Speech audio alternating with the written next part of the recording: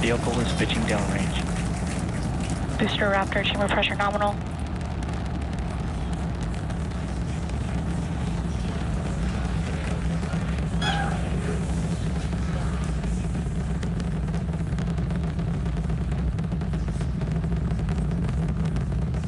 Booster and ship, avionics, power, and telemetry nominal.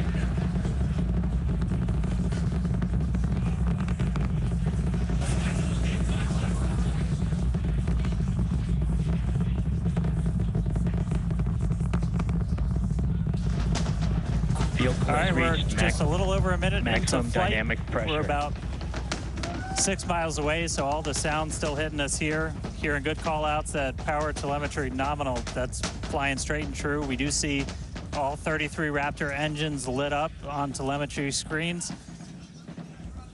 At this point, we've passed through that point of maximum aerodynamic pressure, that max Q. Now, coming up in just a little over a minute from now is going to be hot staging. So we're going to see the 6 engines on the ship ignite while still attached to the booster. Just before that, we'll see all but 3 center engines on the booster shut down. In what we call MECO, it's most engines cut off instead of main engine. And so while we continue to watch it go up, a lot of our flight controllers looking at all the systems around the tower. Again, we have to send a manual command. Just about 30 seconds away from hot staging.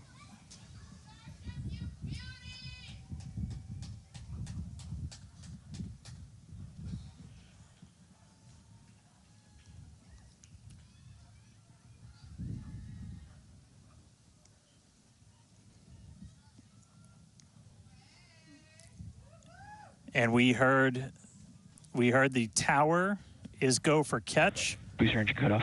The return flag is set for true. Ship engine startup. Stage separation. All right, hot staging confirmed. 6 out of 6 lit on the ship. Booster boost back going. We heard that we are go for catch. Kate, Jesse, take the views. Hopefully I got a booster coming home real soon. Wow, from our view here, Dan, great views of planet Earth behind that super heavy booster. Right now it is performing the Boostback burn. Nominal. Good news there, telling us that the pressures inside the ship are good. That is the second stage, or the upper portion of the vehicle. Follow along with the telemetry on the bottom of your screen. Yeah, booster is currently, super heavy, is currently in its boostback burn. This boostback burn. Avionics, power, and telemetry nominal. This boostback burn lasts just a little bit over a minute, so we've got a little, approximately 30 seconds left. We've had shutdown of that boostback burn. Up next will be hot stage jettison.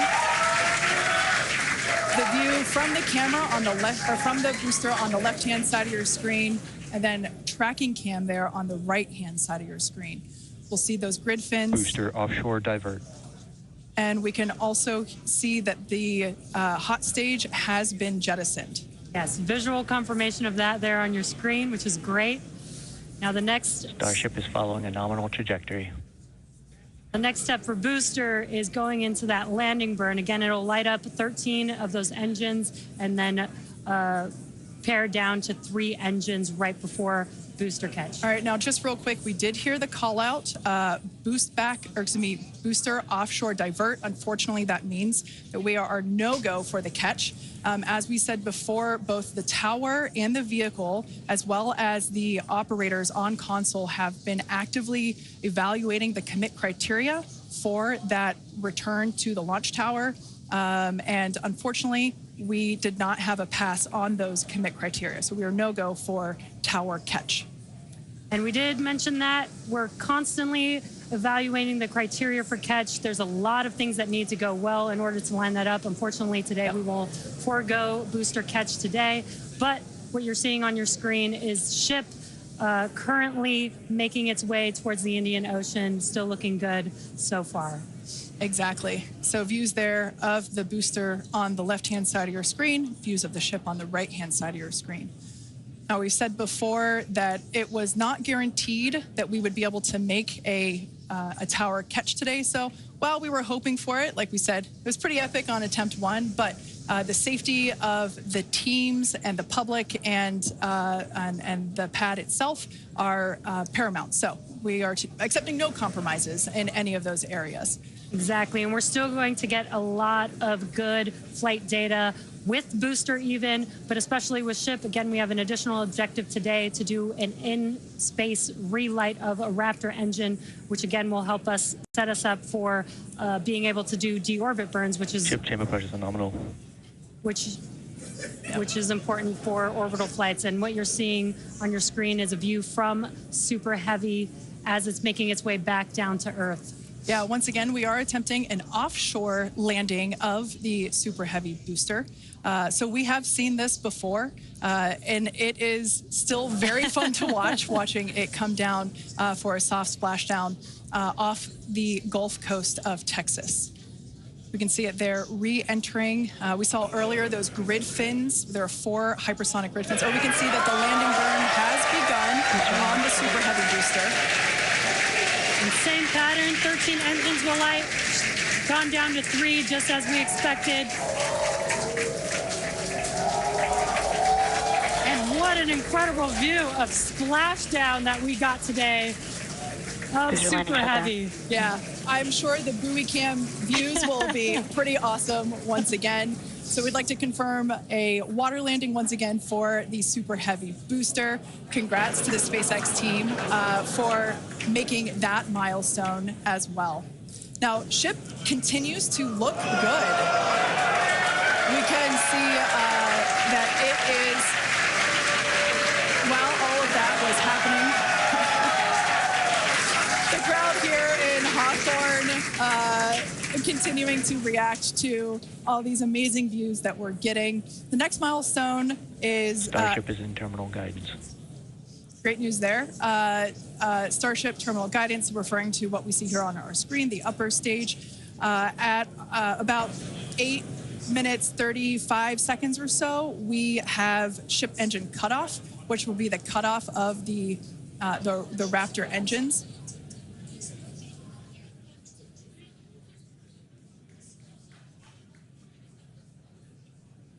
We can see on our screen ship giving us some incredible views brought to us by Starlink. This view is also very interesting because we can see basically the receding tile line that we referred to earlier, where we mentioned we have removed a number of heat shield tiles in order to test out and push the envelope on the ship and demonstrate what its capabilities are. Ship engine cutoff. And there we just heard call out for SECO, ship engine cutoff. Great news there. Everything continuing to look awesome for ship. Full view looking aft on ship here. Ship FTS is saved. Nominal orbit insertion. There's that call out we were waiting for. Confirmation of good orbital insertion for ship today. It has been a very exciting afternoon so far. We'd like to send it back over to Dan, who can give us that live view experience. Dan, once again, are you okay after witnessing another Starship launch? Yeah, totally fine. You guys have to be jealous. This is the only way to do this. This is fantastic. No, it was really cool to see it lift off 33 out of 33. Didn't go for the booster catch today. Initially, we were good, and then we tripped a commit criteria and did the offshore divert. So we went and did that water landing, as everybody saw. We'll dig into it a little bit more, but again, we've done it once, we've now done it twice. We're going to keep trying to do it, as this is just a core capability of Starship and what's going to make it so incredible. There's a lot left. We're just about almost 10 minutes into this flight, so about 50 plus minutes still to go. Ship nominal orbit, so it's on its way around the planet. It's going to attempt to do an in-space burn. We're going to light one of those Raptor engines, the sea level ones in the middle, just to help demonstrate that we can relight in that microgravity environment. Really critical for deorbit burns as we start to do some orbital missions in the not too distant future. And then following that, we'll see a ship entry maybe a splashdown. As you guys said, we're really going to be pushing ship on this one. We're pretty much intentionally putting it in places where we expect it might not do so great, and all that's to try and help us learn, see if we were a little too conservative, and then maybe that opens up more capability for when we start catching them. But I'll check back in with everybody in a little bit. I'm going to tune in and watch the ship fly around planet Earth, and hopefully we see it re-entering in the not-too-distant future. Back over to you guys. Thanks, Dan. Development testing, by definition, is unpredictable, which we saw with super heavy splashing down in the Gulf of Mexico today, but that is exactly why we test. As is standard for these tests, the area around the pad and along the flight path was cleared prior to launch, and we expect the road and beach to remain closed until further notice. Yeah, testing development flight hardware in a flight environment is what enables our teams to quickly learn and execute design changes and hardware upgrades to improve the probability of success in the future. Please do not attempt to approach the booster in the water for your safety as well as for that of our team that will be working on recovery. Now, we are going to continue though. The mission is not done. Exactly, the mission's not over, ship is still coasting, but it has been nonstop since liftoff, and with the booster having completed its job for the day, we are going to take a short break for the next 35 minutes or so while ship continues to coast before reentry. Now, as with previous flights, Starlink may enable us to talk to the ship through reentry with no communication blackout. Now, we are still testing Starlink during this phase of flight, so nothing is completely certain. Yeah, so if we do have views, we will be sure to bring those to you live. And of course, one of those views include that of our, as we said before, surprise payload, the Banana. And we are looking forward to it. So we're going to come back in a few minutes, around T+35 minutes.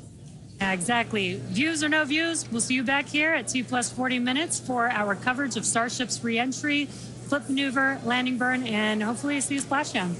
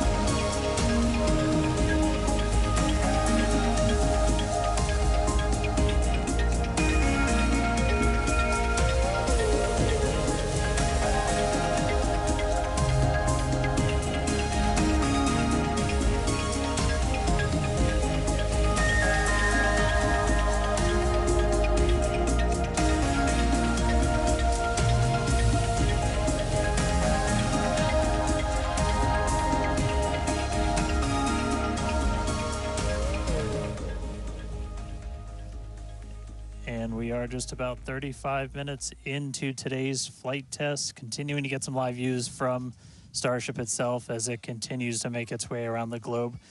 We are coming up on what we will hopefully see is our in-space Relight demonstration. This will be firing up one of those 3 sea-level Raptors on the very aft end of the ship and essentially reigniting it while we're in that microgravity environment in Earth orbit. We had attempted this once previously on Flight 3, but ended up skipping it when we had some attitude control issues with the ship. And we are on the dark side of the planet right now, so views are going to be a little bit dark, but hopefully we see some engine light come on as we do this relight test. This is a pretty critical capability for doing deorbit burns. This is not a deorbit burn. Want to stress that we're on a trajectory where if we didn't fire off the engine at all, we are definitely coming home. Ooh, seeing some thunderstorms down on the ground. That's pretty cool. But this is not a deorbit burn. If we didn't fire this engine, we're on a intentional suborbital trajectory. So no matter what, we're coming in over the Indian Ocean. Firing off the engine does change your exact splashdown point a little bit, but we've got this keep out zone across the entire Indian Ocean that we made sure was clear ahead of flight, and we continue to monitor during, but we're going to aim for that and hopefully see this relight test coming on in about a minute. It's just going to be one of these engines, and it uses what's called the header tank, so these small spherical tanks in the very top of Starship up in the nose cone. They don't require nearly as much gas to pressurize as your main tank, so they're really useful for any in-orbit maneuvers and then for landing burns. So if we make it to a landing burn today, we'll be using them for that as well. So we should be coming up in just about the next minute. Should be under a minute now away from that expected ship burn. And again, we've relit Raptors pretty frequently. We just did it with the landing burn and that boostback burn on the booster, and we've done it on ship landing burns. We just haven't done it in this microgravity environment where your propellant management and a lot of other things are different as you're not weighed down by the force of Earth's gravity.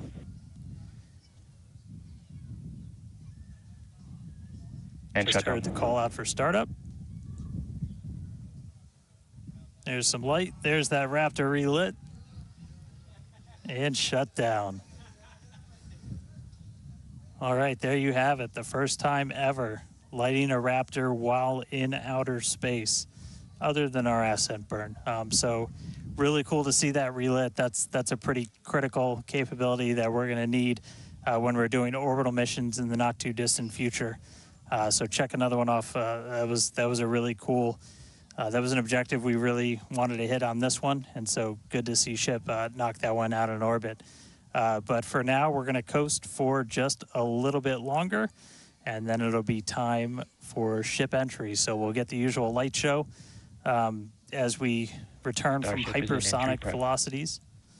We're just starting to do the entry prep for that, so we're going to get the flaps positioned, and then it's going to start taking the brunt of all of that heat as you're coming in from well in excess of 10,000 miles an hour. That's all going to build up a lot of heat as you're encountering an increasing atmosphere, building up that friction.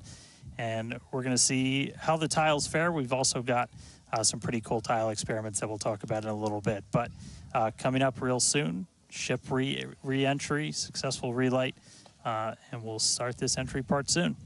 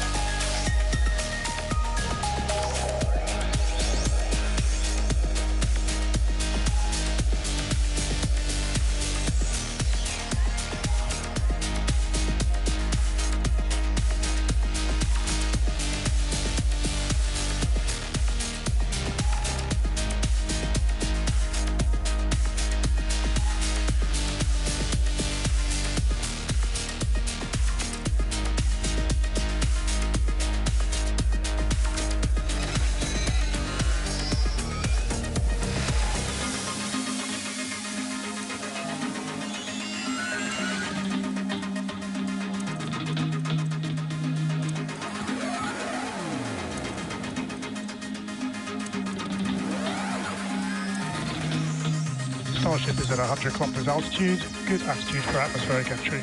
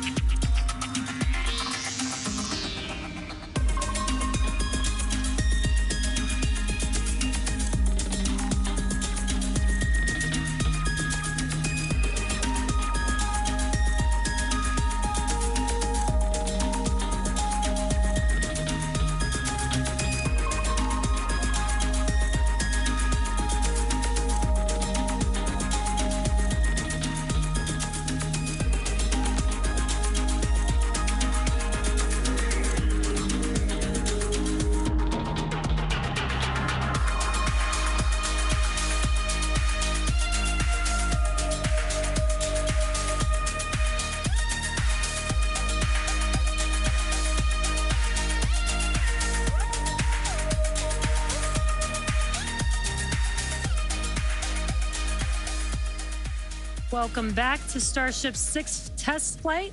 It has been an exciting day so far. We lifted off from Starbase at 4 p.m. Central Time. The Super Heavy booster and ship had a successful separation as well as a good boost back burn and good separation of the hot stage adapter. We did not attempt a return to the launch site and catch attempt today when strict criteria were not met and the Super Heavy booster executed a planned divert to a landing burn and soft splashdown in the Gulf of Mexico. Yeah, obviously we were hoping to come back to the tower, but this was a test and we knew that it was a very viable possibility. Starship is at 85 kilometers. Flaps now have control of the vehicle. All right, great news there, turning our attention over to the star of the show here, giving us these amazing views once again.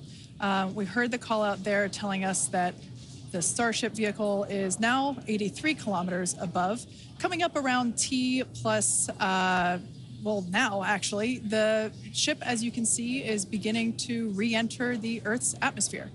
As a reminder, one of the main goals of today's flight test is for the ship to make it through the extreme heat of re-entry and to do so in a controlled manner. Now, re-entry is typically a portion of flight where we don't have communication capability with the spacecraft because it's re-entering at or around orbital velocity, which is roughly 8 kilometers per second or about 5 miles per second. Now at those speeds, yep, pretty fast. The spacecraft is moving through the atmosphere rather quickly, and that results in friction, as we can see that starting to happen on our screen, and this creates a plasma field around the vehicle. That blanket of plasma distorts communication frequencies, so it's not uncommon to experience brief blackouts in communication.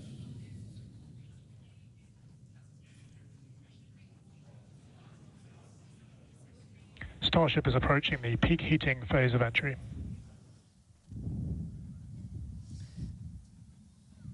And we just heard we're getting into the peak heating phase. We're getting these views courtesy of Starlink. We've got 4 different terminals on the ship itself.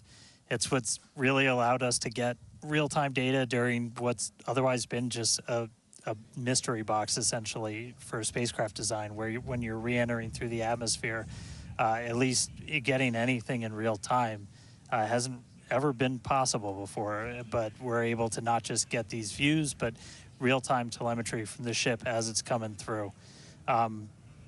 Do really want to stress that we are really pushing the ship today.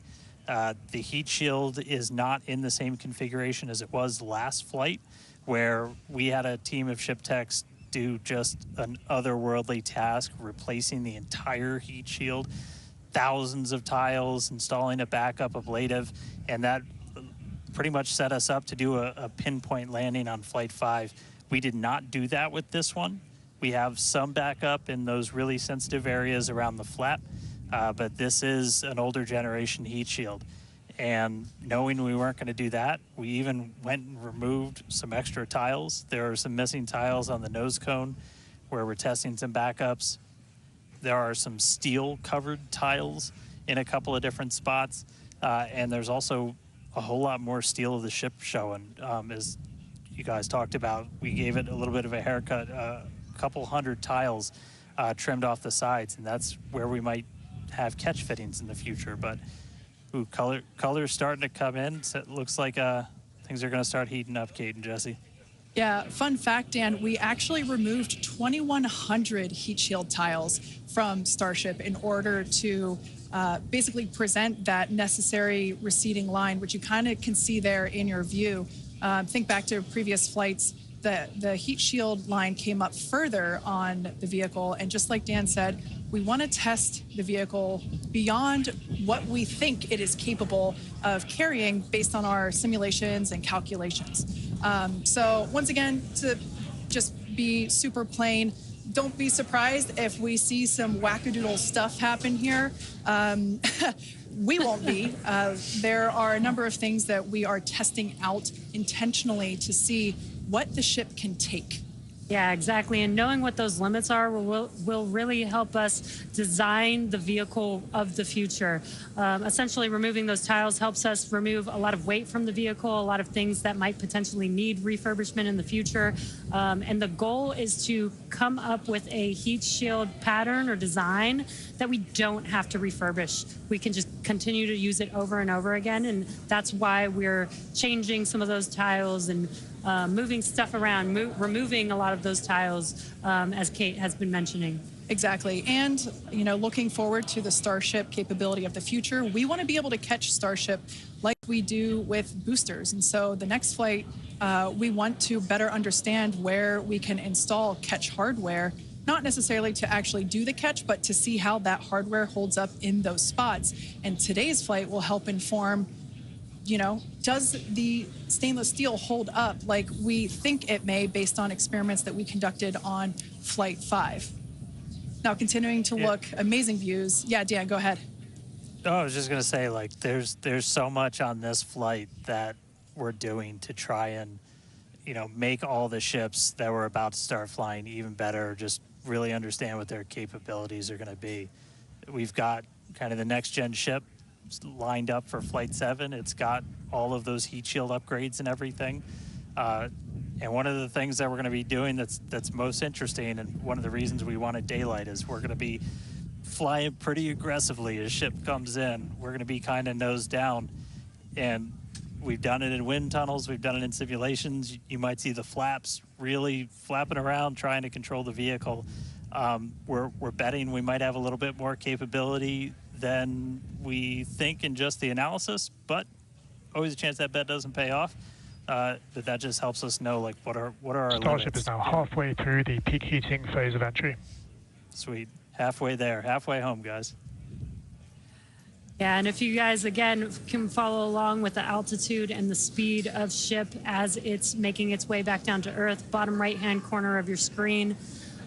Speed is still going really, really fast. Again, as it gets closer to Earth, we'll see that altitude drop a little bit faster. It's kind of dropping pretty slow right now. And again, as we get closer and closer to literally the surface of the water, then we'll start to see that speed pick up. And if we can make it through this re-entry, we will attempt to do that flip maneuver once again and splash down in the ocean. Exactly. Like we've been saying, we are testing beyond the perceived limits of the vehicle. We want to go learn more about the ship, and this is a great opportunity to do that. So really pushing the flight hardware in a flight environment to help inform these future designs. As we've mentioned, it has a different heat shield. This heat shield is not the same generation as what we flew last time. This one is one generation older. So we are also testing out new secondary thermal protection materials. So basically, like if the heat shield isn't in this one spot, can this other material protect the metal is the thinking there. Also checking of the ship's structural strength in those areas where we're looking to add that ship catch hardware just to see if it survives entry. So yeah, as we've been saying, we've done a lot of calculations and simulations. This view right here is super cool. This is looking out from the aft engine bay, basically at the bottom of Starship. Then on the center left-hand panel, if you will, we have one of the forward Starship flaps, so one of the flaps located at the top of the vehicle. Underneath that is one of the aft end flaps, like the one that we see in the main picture there on the right-hand side of your screen. Now, these views as the vehicle continues to enter the Earth's atmosphere, drawing a crowd once again here at SpaceX in Hawthorne as folks tune in as the mission continues on. Now, the next event that we have coming up, we should hear the call out that the vehicle is transonic around T+1 hour and 2 minutes or so. That means that the vehicle is traveling near the speed of sound. We say near the speed of sound because there are certain parts of the vehicle where airflow is going faster and other parts where it's going slower. So it kind of teeters there on the brink of the speed of sound. So once we have equal flow on all parts, then we'll hear it's subsonic. Yeah, and and almost real quick, almost a reverse of, I'm sorry, Jesse, almost a reverse of before. We see the Earth starting to come into view. We've got sunrise there over the Indian Ocean. So this is going to look different from any of the reentries we've had before. And it was specifically so like we get as much daylight as possible to see how ship does this. Over to you, Jesse. Sorry about that. Dan, great minds think alike. That's exactly what I was going to point out, is that we're getting a lot clearer view of the Earth in the background with the different temperatures that we're seeing, with the different colors of that plasma around the ship, which is really, really cool to see. Again, we are pushing the limits of ship today, but so far everything is looking pretty nominal. We'll see how the next few minutes goes. Yeah. Like we've said before, don't be surprised if this is not entirely smooth sailing all the way down to the ocean's surface. Similar to Flight 5, we are targeting the same splashdown location in the Indian Ocean, but we are not expecting to recover the vehicle. Right, and we were getting some glimpses of the flaps. The flaps so far are looking pretty good. We're not seeing any burn through. There's those flaps again. In that hinge area, which is our most concerning area there. That's great news for us for now. Again, the next few minutes could change as we continuously push those limits. Yeah, once we slow down a little bit, once we're subsonic essentially, so I think that's about 1,200 kilometers an hour. Once we're down below that, that's when we're going to kind of dip our nose down and get that more aggressive angle of attack. Normally we're just belly flop right into the water, pretty much that position. But if we're going to be able to do return to launch sites, we're going to want to be able to fly with a little bit more of an angle of attack, get you a little bit more range as you're coming through. And so this'll be just a test to see quite how far can we push it. And obviously we're going to do these kind of tests way out here in super remote areas before you ever try to bring a ship back to a place like Starbase. Starship remains on a good entry trajectory. External temperatures are coming down. All right, great news there. That tells us that we are through the phase of peak heating. So we are expecting these temperatures to continue to come down. Once again, we are targeting a soft splashdown in the Indian Ocean around off the northwest coast of Australia. We can see these beautiful views of planet Earth coming in. Yeah, this is very different, where we had nighttime views of the ship as it was re-entering. And now we've got daylight. It is about an hour or so after sunrise there in the Indian Ocean. So pretty cool to see this.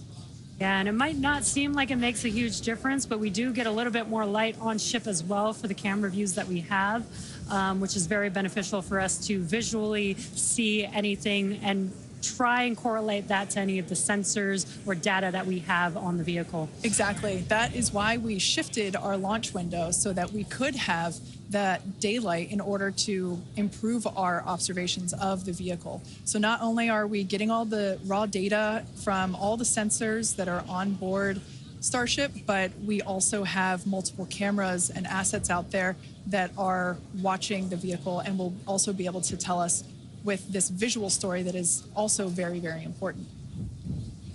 And as we get down a little bit lower, the Raptor engines are in their chill phase right now, so just essentially getting them primed to turn on. We're going to use those 3 center engines to do a landing flip and then a landing burn. So we'll come down kind of in that slightly pointed down belly flop and then fire off those engines to flip us around and then do that final landing burn. That should be coming up in just just under 5 minutes from now.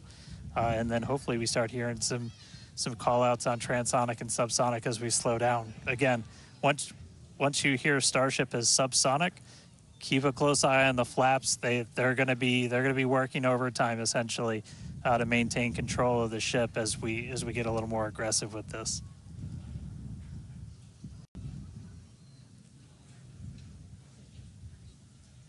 We can see that we are beginning... Starship has passed maximum entry dynamic pressure. All right, great call out there. But we can see on this view here that we do have some heating there on that looks like one of the forward flaps on Starship. This is to be expected. We knew that the vehicle would perform differently than what we had seen on Flight 5. This is actually really good data because it tells us what parts of the vehicle at this, what will soon be a higher angle of attack once we drop down below the speed of sound. We'll have a higher angle of attack, meaning we're going to be flying nose down, basically. So yeah, this is good news, but we can actually, looks like that heating is starting to cool off there. Yeah, it's a little burn through. Again, it is important to note when we start seeing that through the ship's descent as well. So like Kate was saying, we're getting some really good data here. It looks like the other flaps are doing a little better than the one that has a little burn through, which is some good news. Again, constantly watching. We've got a couple minutes until we're expecting to make it all the way back down to Earth. Exactly. And like we said before, we are not expecting to recover the ship, although that would be great. It'd be a nice bonus if it happened, but it's not really in our expectations today. We really want to push the hardware, as we've been saying, but really the telemetry and the data and the video that we receive all the way to the end is truly what we're looking for and will help inform the future designs of this vehicle. We can see some flap movement as the camera is moving around. That's what you're seeing there is the flaps adjusting. And we have a camera on one of the flaps there this is the view that you're seeing there. And you can also see the graphic in the bottom. Starship is slowing down past Mach 1. And call-outs aligning with this. You can see the orientation of the vehicle starting to change. You can follow that graphic at the bottom of your screen. Again, that is why those flaps are changing. They control the orientation of the vehicle. Yeah, there are four. Go ahead, Dan. Starship has started the subsonic belly flop, remains on a good trajectory.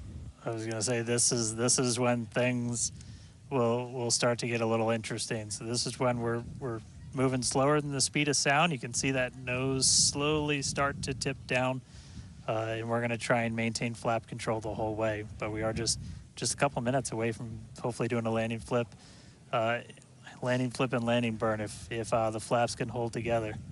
Yeah, this is such a cool view. This reminds me of when we first performed the belly flop maneuver on the high altitude test with serial number 8.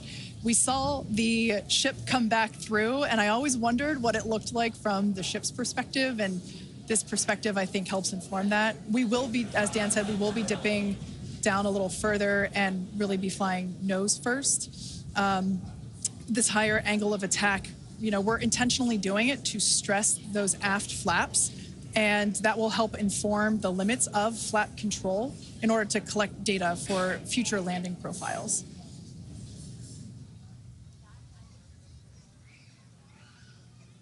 I mean, we're looking good so far. We've just got about 5 kilometers in altitude to go. We'll ignite the engines when we're still just a couple hundred meters over the ground, do that flip. Starship is passing through 5 kilometers altitude, remains on a good trajectory. I have a feeling this is going to look so cool as it passes through the clouds. Obligatory shout out to the entire avionics team on Starship. And there's that nose down orientation.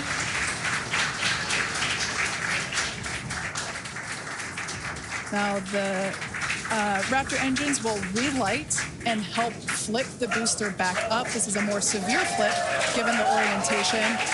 The engines will shut down prior to the water making impact, prior to the vehicle making impact with the water. Our ship is doing great so far. There's those engines relighting. What a great reorientation by Starship. Wow. All 3 down to 2 into the water. Starship is landed. Wow. And we have ship splashed down in the Indian Ocean. Some awesome buoy cam action here. Daylight views. Incredible. We really pushed the limits on ship and it made it all the way back down to Earth. I am shocked, to be honest. I think many folks are. The fact that it survived all the way through while flying a lesser gen heat shield is just absolutely incredible. And turns out the vehicle had more capability than our calculations predicted. And that is why we test like we fly. Exactly why we do that. And those views were absolutely incredible to watch.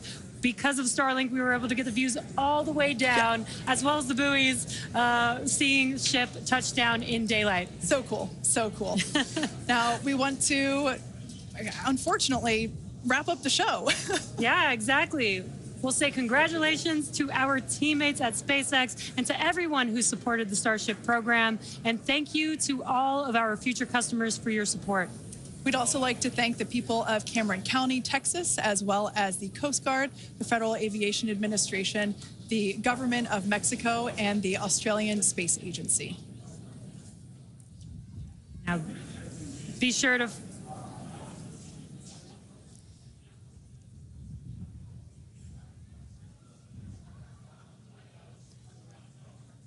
Hey guys, I could take it from here.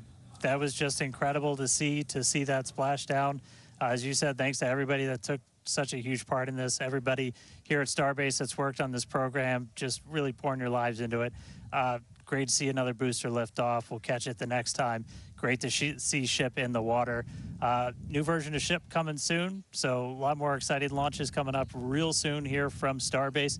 But I'll send us out this time. We'll see you guys next time. Awesome. Thanks, Dan. Be sure to follow SpaceX on X for updates and more exciting views that we weren't able to feature on today's broadcast. I'm sure there will be plenty of those. Now, thanks to all of you for tuning in, and we'll see you next time.